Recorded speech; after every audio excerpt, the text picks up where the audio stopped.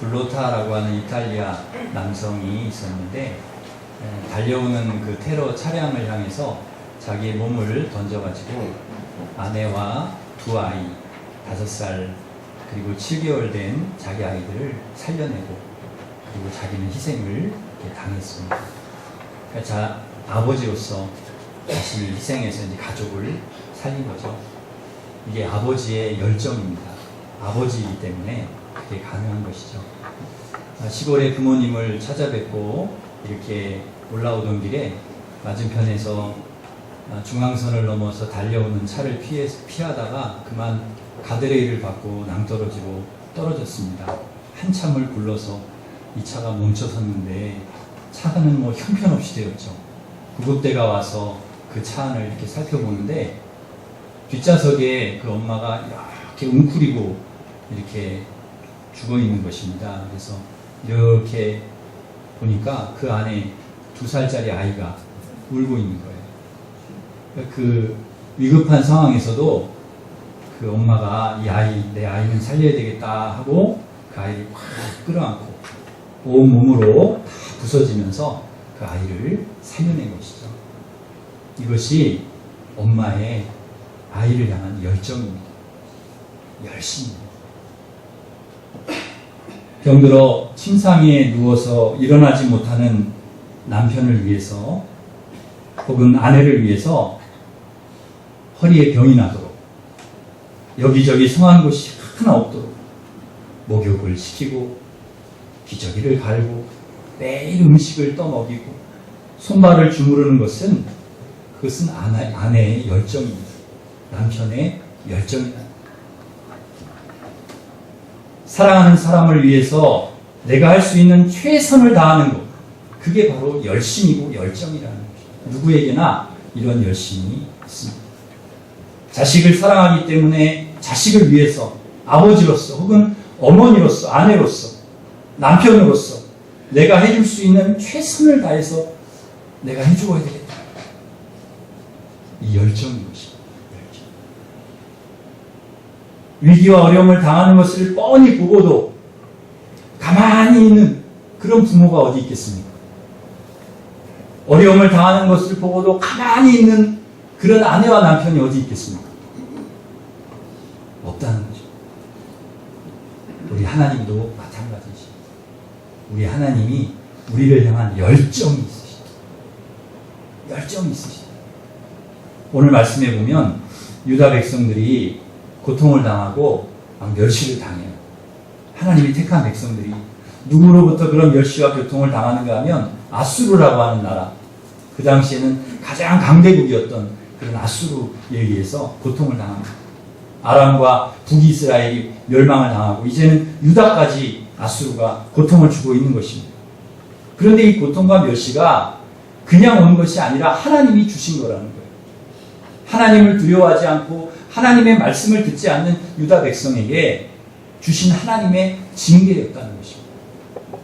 그래서 오늘 본문 1절에 보면은 멸시를 당하게 하셨더니 이렇게 말씀하고 있죠. 멸시를 당하게 하셨다는 거예요. 하나님께서 유다를 그렇게 당하게 하셨다는 거예요. 하나님께서 유다를 징계하신 이유는 한 가지입니다.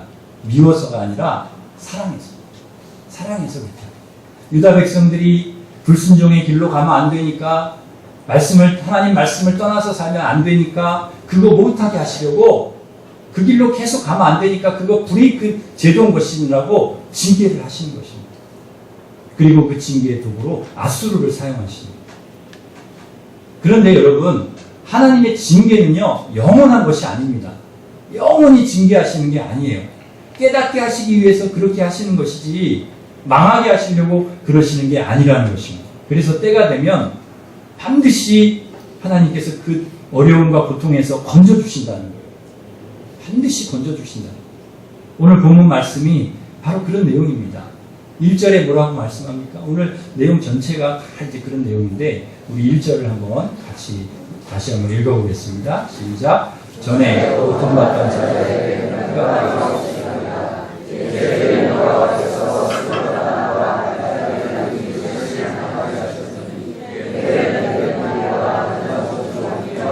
갈릴리를 영화롭게 하셨느니라. 아멘. 여기서 스불론 납달리 땅이 나오지 않습니까? 이 스불론 납달리 땅은 저 이스라엘의 북쪽 지역을 말합니다. 위쪽이죠. 요단강 그 위쪽. 아주 비옥한 땅입니다. 아주 농경지가 아주 조성이 된. 그런데 아수르가 쳐들어올 때마다 제일 먼저 공격을 받는 곳이 바로 그곳이에요. 그러니까 가장 많은 피해를 입는 그 곳이 고통을 당하고 멸시를 당하는 땅이 어디냐? 스불론과 납달리 땅이라. 근데 전에는 그런 고통을 당했어요. 그런 어려움을 매번 겪었습니다. 그런데 이제는 어떻게 하시겠다라는 거예요? 흑암이 없고 그 갈릴리 영화롭게 하시겠다라는, 영화롭게 하시겠다. 오늘 2절 말씀에도 보면은 흑암에 행하던 백성이 큰 빛을 보고 사망의 그늘질 땅에 거주하던 자에게 빛을 비춰주시겠다는. 이제 과거에는 어둠에 있었어요. 과거에는 고통이 있었어요. 과거에는 멸시를 당했어요. 그런데 이제는 빛을 비춰주겠다는 거예요. 그리고 3절에 보시면 주께서 이 나라를 창성하게 하시며 그 즐거움을 더하게 하시고, 4절에 멍에와 채찍과 압제자의 막대기를 꺾으시고 미디안의 날과 같게 하신다는 것입니다. 5절에 군인들의 신과 피 묻은 겉옷이 불에 섭같이 살라지게 하시겠다. 여러분, 억누르고 압제하고 그렇게 있던 멍에와 채찍과 막대기를 다 꺾어 놓으시니까 고통을 겪고 있는 사람들에게 어둠이 막 사라지는 거예요. 모욕을 당한 땅이 영광스럽게 되는 거예요. 전쟁이 사라지고 거기에 평화가 임합니다.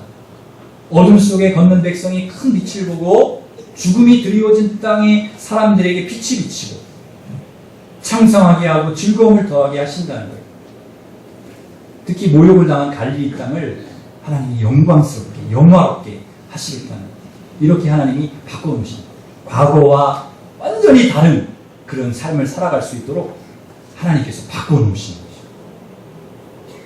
예수님께서 이 세상에 오셔서 가장 많은 시간을 보낸 곳이 바로 갈릴리입니다. 갈릴리. 예루살렘도 주님이 많이 계셨지만 예루살렘은 그렇게 긴 시간을 계시지 않았어요. 마지막 생애에 그 십자가 여정 그 길에 예루살렘에 가신 것이지 오래 계시죠. 거의 대부분 갈릴리 계셨어요. 거기서 자라셨고 공생애를 다 갈릴리에서 보내셨습니다. 그런데 이 갈릴리는 모욕의 땅, 모욕을 당한 땅, 수치를 당한 땅, 많은 병자들이 있는 땅, 죽음의 그림자가 있었던 땅이었습니다. 죽음의 땅이었던 그 땅을 예수님께서 생명의 빛을 비춰주셨다는 거예요. 어둠 속을 걷던 백성들에게 빛을 막 이렇게 비춰주십니다. 왜 그렇게 많은 사람들을 주님께서 갈릴리에 치료해 주셨을까요? 거기에는 너무나 많은 수많은 병자들과 귀신 들린 자들이 있었던 곳이기 때문에.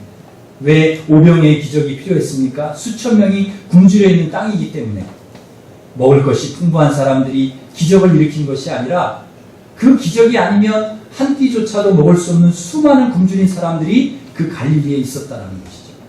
버려진 땅, 외면당한, 소외된 땅, 멸시를 당하는 땅, 그 갈릴리를 예수님께서 영광스럽게 하셨습니다.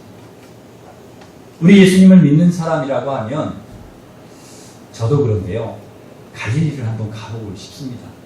저는 아직 갈릴리를 못 가봤거든요. 여러분은 어떠세요? 갈릴리 가보고 싶지 않으십니까? 네, 가보고 싶으시죠? 그래서 지금부터 저축을 좀 해주시길 바랍니다. 돈을 좀 모으셔야 돼요. 우리가 갈릴리 가려면, 저 성지순례 가려면 지금부터 모아놓으셨다가요, 저희 교회가 언제 성지순례 갑시다 그러면 그때 같이 가시면 좋을 것 같습니다. 아마 전 세계에서 가장 많이 찾는 곳 중에 하나가 갈릴리일 것입니다. 영광스럽게 된 것이죠. 예수님께서 그 땅에 오심으로, 그 땅에 계심으로 그 멸시를 당하는 땅, 어둠의 땅이 빛으로 영광스러운 땅으로 바꿔주신 것입니다. 처음에는 보잘것없고 흑암이 가득하고 멸시를 당하는 땅이었지만은 예수님께서 그 땅을 영광스럽게 하시는 거예요.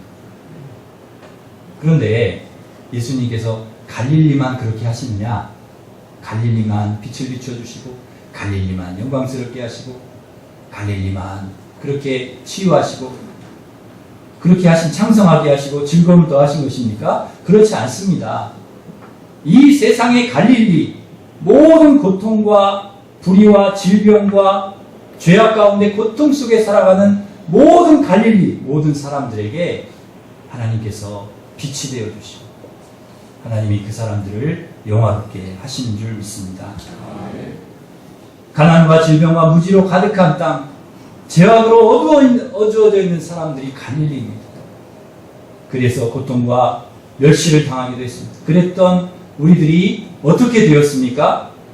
예수 그리스도께서 오심으로 어둠이 다 물러가고 우리 안에 있는 모든 어둠이 다 떠나가고 우리 안에 생명의 빛, 진리의 빛을 비춰주셔서 영화롭게 만들어주셨다. 영광스러운 사람으로 만들어주셨다. 창성하게 하시고 즐거움을 더해주시고 영화롭게 해주셨다. 세상에 고통 없이 살아가는 사람들이 어디 있겠습니까? 다 고통이 있고 어려움이 있고 다 어둠 속에 살아가고 있습니다. 다 죄악 가운데 살아가고 있습니다. 여러분 이 세상의 곳곳을 한번 다 살펴보십시오. 전부 전쟁과 테러, 아픔, 고통, 괴로움이 너무나 많이 있습니다. 죽음의 그림자에 물려 있습니다.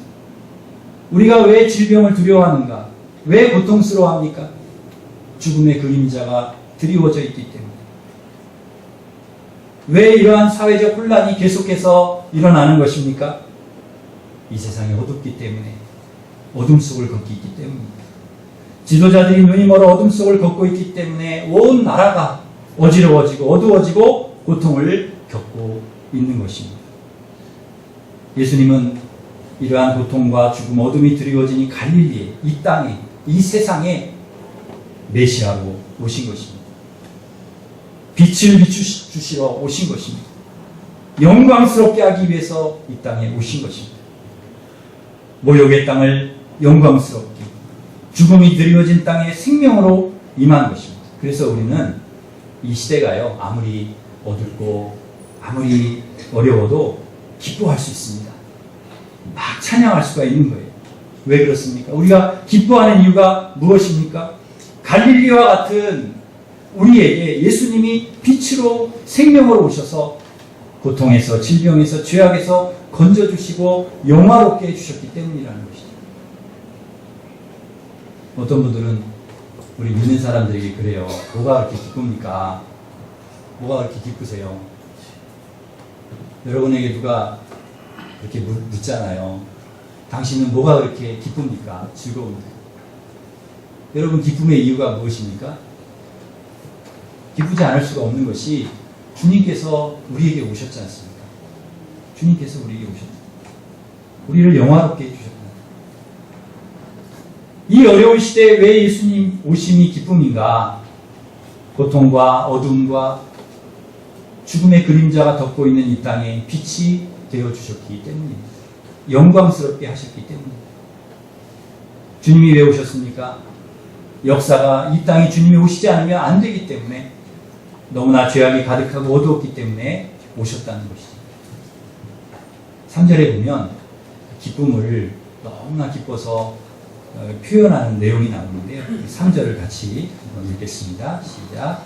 주께서 나라를 창성하게 하시며 스스로 영광하게 하시므로 세상의 즐거움과 주를 하나님께 즐거워하시니 그의 주 앞에서 즐거워.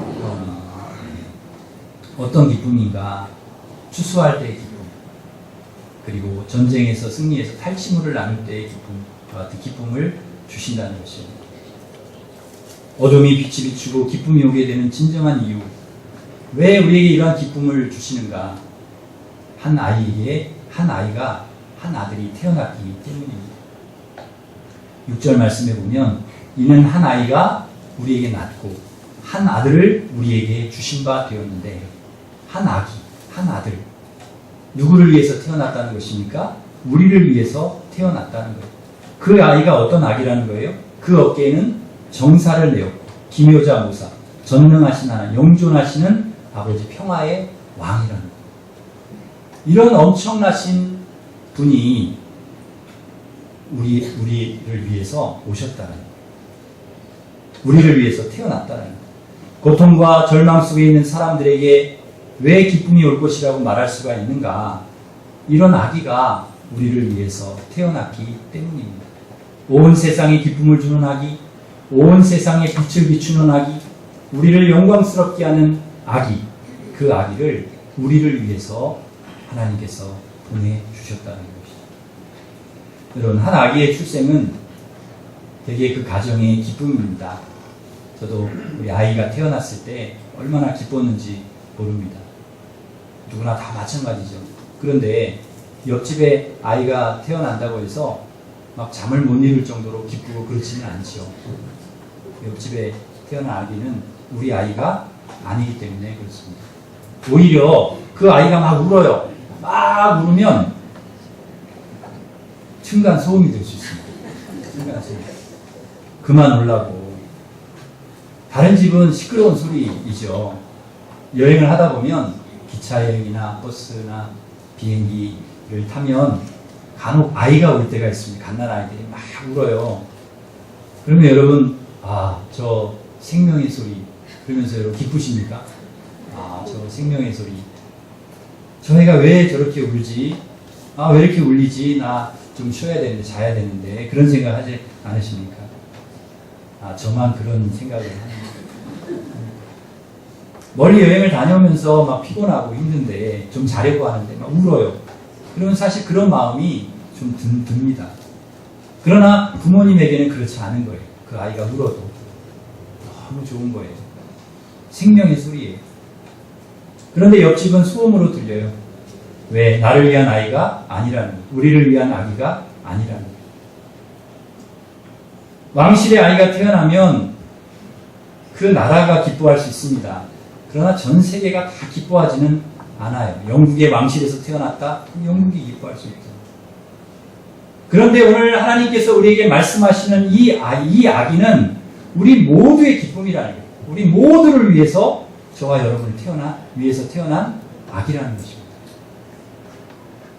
그런데 여러분, 아기처럼 다른 사람을 도울 힘이 없는 존재가 어디 있겠습니까? 가장 연약한 존재. 어쩌면 동물의 새끼는 신비하게도 딱 태어나자마자 어느 정도 자기가 살아갈 힘이 있어요. 살아가요. 그 순간에 어미가 어느 정도는 보호를 해주지만 딱 떨어지는 순간 자기가 혼자 살아가요. 살아갈 힘이, 생존력이 있어요.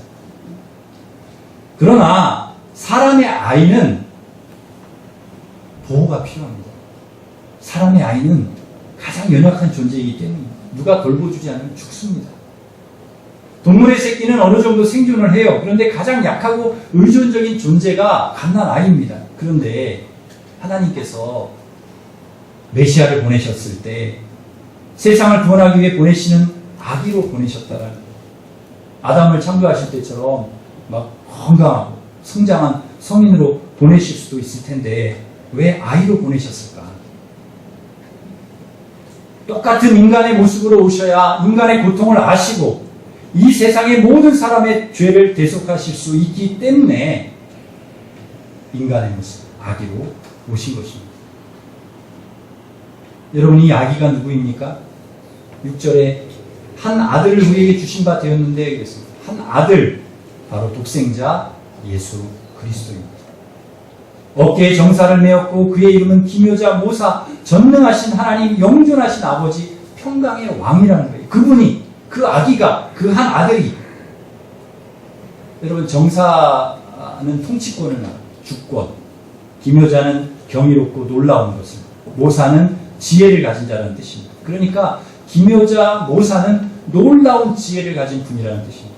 전능한 하나님이시고 영존하신 아버지시고 평강의 왕이라는 거예요. 이러한 능력을 가진 하나님의 아들 예수 그리스도, 그분을 우리를 위해서, 나를 위해서 아기로 태어나게 해주셨다는 것입니다. 9장 7절에 보면은 그렇게 우리에게 주신 그분의 나라가, 그분이 이루실 그분의 나라는 끝없이 펼쳐질 것이며 영원히 견고할 것이라고 말씀하고 있습니다. 우리 7절을 마지막으로 한번 같이 읽겠습니다. 7절 시작. 그 정사 천당의 마음이 궁하며 또 다윗의 왕자와 그의 나라에 기능하여 그 나라를 굳게 세우고 지금 이후로 영원히 정의와 공의로 그것을 보존하실 것이다. 만군의 여호와이시니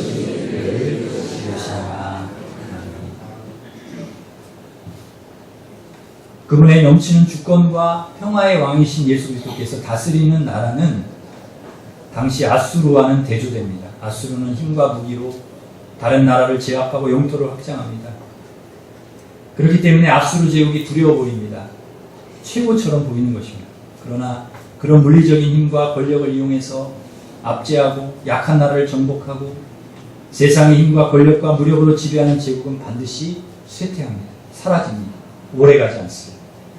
물리적인 힘을 의지하는 제국들은 망하게 되어 있습니다. 하나님께서 반드시 그 힘을 꺾어 놓으십니다. 그래서 이 세상의 모든 제국들은 시간이 지날수록 빛을 잃습니다. 견고하게 서는 것이 아니라 더 확장되는 게 아니라 빛을 잃어요. 여러분 이 세계 역사를 한번 보십시오. 한때 세계를 제패했던 나라가 지금도 그러고 있는가? 한 시대를 호령했지만 다 사라졌습니다.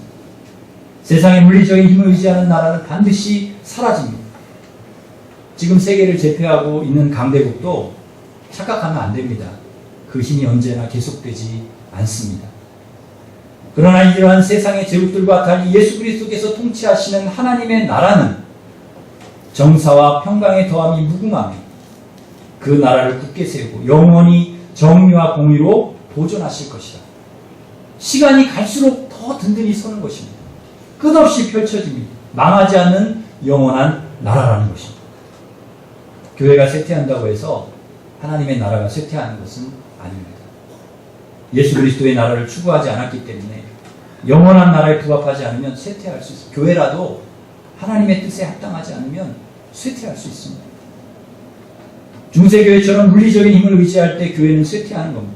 미국과 유럽 교회처럼 세속화될 때 교회는 쇠퇴하는 것입니다. 그러나 교회가 공평과 정의로 통치하시는 예수 그리스도의 주권을 의지할 때 교회는 견고하게 서는 것입니다. 지금도 전 세계 곳곳에서 그리스도의 나라는 점점 더 확장되어 가고 있습니다. 신비한 것은 어느 곳에 교회가 더 확장되고 있는가? 환난과 핍박 속에 있는 교회들이 더 확장되고 있다는 거예요. 세상의 권력과 힘으로 핍박받고 모욕당하는 그런 지역에 있는 교회들이 계속해서 부흥하고 있습니다. 세상의 제국을 의지하고 그 속에서 풍요를 누리면서 있는 교회들은 쇠퇴하는 거예요. 세상의 제국으로부터 핍박을 받지만 영원하신 아버지 평화의 왕, 놀라운 지혜를 가지신 분을 의지하는 교회는 그것밖에 의지할 수 없는 교회는 점점 확장되어 가는 것입니다. 그러기에 사랑하는 성도 여러분, 우리가 의지할 것은 세상의 힘이 아니라 예수 그리스도, 우리에게 주신 한 아기, 한 아들 예수 그리스도를 그 주권을 의지할 때 진정한 회복이 일어나고 진정한 하나님의 강하게 세우시고 더 확장되어 가시, 영화롭게 하시는 그런 놀라운 은혜를 우리에게 베풀어 주시는 줄 믿습니다. 베들레헴에서 태어난 한 아기, 한 아들, 기묘자 모사이며 전능하신 하나님 영원하신 아버지이시며 평화의 왕이신 예수 그리스도가 통치하는 나라는 점점 쇠해지지 않고 견고해질 것입니다. 하나님의 열심히 이것을 이루신다는 것이죠. 만일 여러분이 세상을 의지하지 않고 세상의 권력이나 돈이나 지식이나 어떤 다른 것을 의지하지 않고 우리를 위해서 보내주신 이 한 아기, 한 아들, 기묘자 모사 전능하신 하나님 영원한 아버지 평강의 왕이신 예수 그리스도를 우리가 영접하고 마음에 모시고 주님의 통치에 우리의 모든 삶을 맡기고 주님을 의지하면서 말씀대로 살아간다면 어둠에서 빛으로 여러분을 인도하시고 여러분을 영화롭게 하시고 창성하게 하고 즐거움을 더해주시고 멍해와 여러분을 붙잡고 있는 모든 멍해와 채찍과 막대기를 꺾어주시고 점점점 견고하고 갈수록 영원히 빛나는 하나님의 사람들로 하나님의 나라를 아름답게 세워가는 하나님의 사람들로 여러분을 굳게 세워주실 줄 믿습니다. 하나님의 열심이 이것을 반드시 여러분에게 이루어 주십시오. 이 한 아기, 한 아들 예수 그리스도를 영접하고 예수 그리스도를 통하여 반드시 여러분에게 이루어 주실 줄 믿습니다. 믿음으로 살아가시기를 바랍니다. 하나님 아버지, 세상